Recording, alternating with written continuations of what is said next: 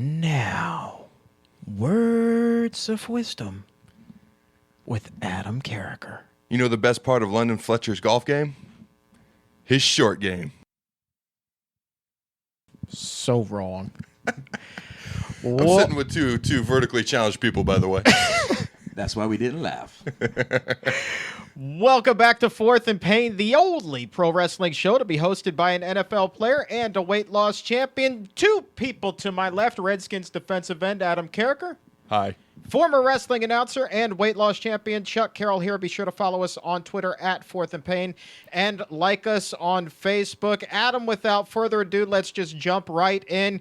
We have a very special guest, a man that you have invited here on Fourth and Pain. So you, sir, do the good introduction. This is the assistant strength coach to the Redskins nation. This is Mr. Chad Englehart and my personal trainer, the guy who works with me one-on-one every day. How you doing, Chad? Doing great, man. Glad to be here. I appreciate you coming on the show. Now, we solicited for some questions on Twitter. We wanted the Redskins fans to ask any question they want, strength and conditioning wise. So we've got a couple of questions here to ask you. I'll let Chuck fire away. Well, yeah, first of all, I mean, thank you for jumping right into this thing. And I got to ask you, Chad, because Carriker's moniker is he's got the largest arms on the D-line. So the first thing I need independent confirmation that this is indeed the case. Yes.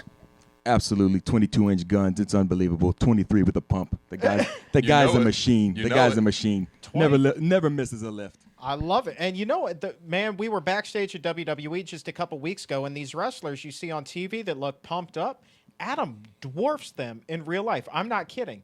Even the most swole of swole, like a guy like Ryback, who's a meathead, is significantly smaller than Carriker. Yeah, eat that, Ryback. Yeah. We're talking about a 300-pound man with, what was your body fat? I think it was 12% body fat. Negative 42. Negative, yeah. Well, it was probably around 12%. The guy's a machine. He's the machine. Yeah, well, Chad, how much muscle mass is he going to lose now that his wife's got him going organic? Wow. Probably none. The guy's an animal, okay? He's an animal. He can do whatever he wants. He's going to stay a machine. All right. I'm waiting for a punchline. He's being too nice to me. I mean, I'm his trainer. I'm not throwing him under the bus on the radio show. I like it. Hey, tell him what I was doing on the way down to Raw, because I thought me and Ryback were going to have a little flex off. Okay. Well, actually, you know about this because you gave me the bands. Wow. Yeah. You wanted to pump your arms up before. I gave him some bands from the gym. Said wrap one around your foot, and curl with your right arm, curl with your left, and hit some triceps. We're in the truck on the way down to Raw, and it's like, what, a 45-minute drive. Yep. So I'm doing like 4 sets of 50 with a band in the right arm. Then I hook the band around like the headrest while Chuck's driving, and I'm doing triceps. I had a great pump going on, but, Ryback, he was scared and he ducked me. So. This is true. We asked specifically for Ryback, and we're told no, he's scared. So, all right, boys. Well, we're joined by Chad Englehart, assistant strength and conditioning coach for the Washington Redskins. And Chad, a couple of people sent in some questions on Twitter, and wondering if we could just bang those out real quick. Absolutely. All right. So this guy, his name is J-Dub. I'm assuming this is not his given name, but we're going to go with it because, well, that's what he has on Twitter. He wants to know, how can I lose my gut and grow his bis and tris at the same time? Wow. Well, first, it's all about nutrition. You got to watch what you put on your body to lose your gut. Secondly, if you're going to sacrifice muscle when you're trying to diet. That's just the way it is. You're not getting the calories in. So I would first go ahead, lose your weight, and try to build back up. You got to break down to build up. Now, as a guy that's lost a lot of weight, I remember when I was going through that process, they were saying, hold on to that muscle, and I found it to be impossible. Yeah, it's hard. It's hard to hold on to that muscle. You got to increase your protein intake, but with protein comes fat, so you got to watch that as well. So you just got to watch your diet, and try to continue the diet, continue eating your protein, but continue to work hard. Through hard work comes great gains. This guy sitting to your right, he used to weigh 420 pounds, and he lost 250 pounds without ever stepping foot in a gym. True. Have you ever heard of that before? No, that's absolutely amazing. Your diet had to be very clean, very, very, very, that's impressive. Well, thank you. It still is, man. I refuse to eat anything other than clean. I mean, as bad as I get as this Nature's Valley granola bar. J-Dub follows up with another question. What is the best pec workout? My bread and butter on pec workout, besides heavy bench or heavy band bench or chain bench, would be flies. I'm a fly guy. I like to fly. Dumbbell fly, whether it's flat or incline. I think that's the best way to grow your chest. Now, it doesn't matter because there's a pec deck. And, the machine, is it better to do the machine pec deck? Is it better to do the dumbbell flies? If I'm a beginner, if I'm new at the gym, I'll start with the machine. It helps isolate the muscle a little better so you could use more of your pec to squeeze. Where dumbbell, you have a little bit more shoulder stabilization, overall stabilization in there. So I would start on machine and work my way up to the dumbbell. Definitely speaking with a couple of muscle heads, seeing as though you let go with the comment of "I'm a fly guy." I'm just saying. I'm just saying. Next question comes courtesy of Linwood Gray. He wants to know what is your reaction to Jamal Brown's tweet? Evidently, Jamal had hip surgery, another 5-hour procedure, and. Well, I'll jump in, and I've actually seen Jamal doing a whole bunch of rehab. He's been gone for a while now, and I don't know if this is third or fourth hip surgery. The man's trying to make a miraculous comeback. I guarantee nobody's going to work harder than he is. Whether he's able to come back or not, at this point, it remains to be seen. But I guarantee if somebody can, it would be Jamal. Joined here on Fourth and Pain by Chad Englehart, assistant strength and conditioning coach for the Washington Redskins. And Chad, here's a question from me. Adam just mentioned, I had lost all of this weight, and so now I have 250 pounds worth of extra skin. Essentially, that's 20 pounds of extra skin that's just hanging there, man. And is there anything I can do without having the surgery to have the skin removed to tone up? I would say start with weightlifting. Obviously, start with weightlifting. Start, push-pulls, total body exercises, and, that will definitely help. And watching what you eat, obviously you do. So I would start with weightlifting. You say you haven't, you lost all that weight without going into a gym. So I'd get my butt in the gym.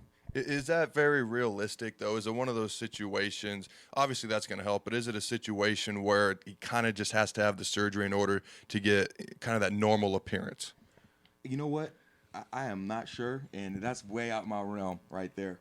Okay, all right, honest answer. I appreciate the honesty. I was expecting something along the lines of, well, there's not enough push-ups in the world to help you, son. I think you just need to get in the gym. You need to get in the gym. You need to start working out with me, Chuck. Well, we tried to set that up last summer. I wasn't quite ready. Scared. I think that this summer I'm ready for this. Bok. I'm ready for this. Hey, don't worry. I'll be over there bench, and you can grab your little pink dumbbells that we got in the weight room, and you can start working out too. First of all, when your leg's back to 100%, I still say I'm faster than you. I'll race you in a 40-yard dash right now. Let's go. Let's do it. Matter of fact, I get a 39-yard head start. We'll do it in the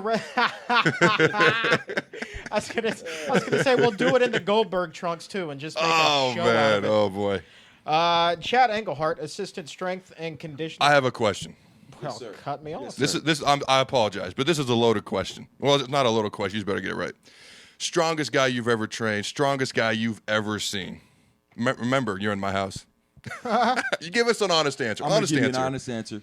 The two strongest men I've ever trained would be, number one, right here to my left, Adam Carriker. Smart number man. two, Kedrick Golston. Two strongest Redskins I've ever seen come through the building. Now, here's my question, because a lot of people are going to be surprised Philip Daniels isn't on that list. What makes Kedrick... I'm not trying to throw Philip under the bus. Philip's extremely strong, but that's what I always hear people say. And to me, Philip's one of the strongest guys I've ever seen. I'm not trying to call him out. My question is, why is Kedrick ahead of him? I know why. I'm stronger than you, Phil. Get over it. But why is Kedrick ahead of him? I would say, when I saw Phil, when I got in the National Football League, Phil was, last couple years in the league. So I have Kedrick when he's, he thinks it's his 7th or 8th year. So, he's still, young. I think Kedrick's 30 or 29, 30 years old. And I think youth has something to do with that. And, last year I've seen Kedrick Golston put 4 or 5 on incline and press that out 6 reps. I'm not going to lie. I saw that. Kedrick, you are stronger than me on incline. I saw him do that. I was like, wow, I cannot do that. I'll beat him in most lifts, but Kedrick definitely wins an incline. Yeah, it's unreal. Last question before we let you go. Obviously, this is one probably that the fans want to hear. Robert, how strong is he? Talking about RG3 here. Robert Griffin III is a monster in the weight room. He's really, honestly, a strength coach's dream to have and train. He obviously athletic ability off the charts, impressive. He's an absolute freak. Pound for pound, he's extremely strong, and obviously everybody knows he's one of the most electrifying, explosive guys in the National Football League. We do have one more question. Shoot. You or Chuck? Who's taller? You made me take my shoes off at the door. He's got his shoes off, my too. shoes are off, Stand up. Let's see. Let's see. Come on, stand up. Let's see. I want to see. The camera's pointing Well, that's all right. down. I'm sitting down. I barely fit on the camera. Well, how tall are you? Give your answer first, and it'll beat it by an inch. Yeah, How tall are you? 5'6". got him. I'm 5'6.5" actually. Funny how that works out. Chad Englehart, assistant strength and conditioning coach for the Washington Redskins. Are you on Twitter? No, I am not. Smart man. So I'll just go ahead and I'll plug mine at the Chuck Carroll. Adam Carriker. Follow him for his funny tweets at Adam Carriker 94. Chad, thanks for your time. No problem. Thanks for having me. This Appreciate is it, man. Fourth and Pain. We'll be right back.